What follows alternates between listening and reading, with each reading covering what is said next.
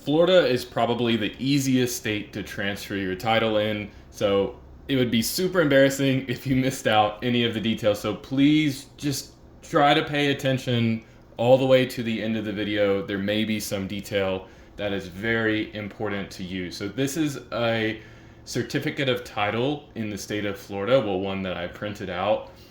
And you can see some vehicle information in this top section here. You should make sure that this matches with the car that you're actually buying. And some other things that you might want to look out for when you're looking at this title, you may not always be able to trust sellers. You need to make sure that the vehicle is not salvage, so make sure it's not salvage, or at least the seller has told you that it's salvage beforehand. And you need to make sure there's not an active lien on the title, meaning the seller has taken a loan out against the car title. And some general pieces of information for buying a car: before you drive away, get car insurance on the car. It's way easier than you think. Most of the time you can just do it on the app, but you don't want to get caught driving without insurance. That's about the worst possible thing that you can do. In the state of Florida, the seller keeps the tag, meaning the license plate. The license plate or the tag does not stay with the car in Florida. The seller keeps that. You should be fine if you're riding around without a tag, as long as you have insurance on the car, you have the title with you, signed, and everything is completed. And potentially, to be extra safe, you can get a bill of sale from the seller as well. So on to filling out this information. There is the seller section, which it's illegal to only have the seller print and sign, and that's it.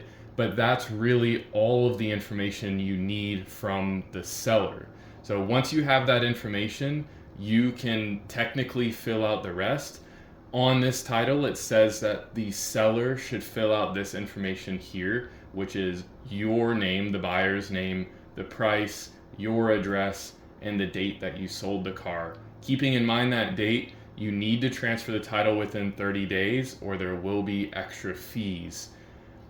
What I would recommend, and what I recommend in a lot of other states as well, is that you fill out as much information as you're very, very, very comfortable with. You get a bill of sale from the seller, and then you take everything. In this case, in the state of Florida, you go to the tax collector's office. You take everything to the tax collector's office and have them help you finish filling it out. Or even better, the buyer and the seller take the title and the car to the tax collector's office and fill out everything there. That would be very best case scenario, but that often doesn't work out.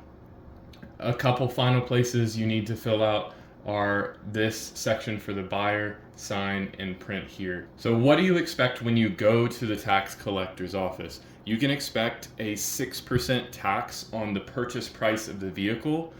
Again, in Florida, everything is super, super easy. So it's based on whatever price you and the buyer agree to put on the title. 6% of that goes to the state of Florida.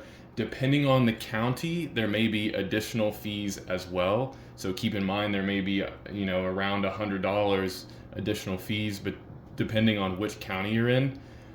When you go to the tax collector's office, be sure to bring a valid ID. That could be a driver's license or a passport, something like that, as well as proof of insurance on the car. So you need your title, you need proof of insurance, and you need a valid ID, and the money to pay for the title transfer and the new tags. If this video was helpful, please leave a like. I try to keep these very, very, very short, so if it's helpful, leave a like. Thank you so much for watching. Leave any questions or comments in the comment section below.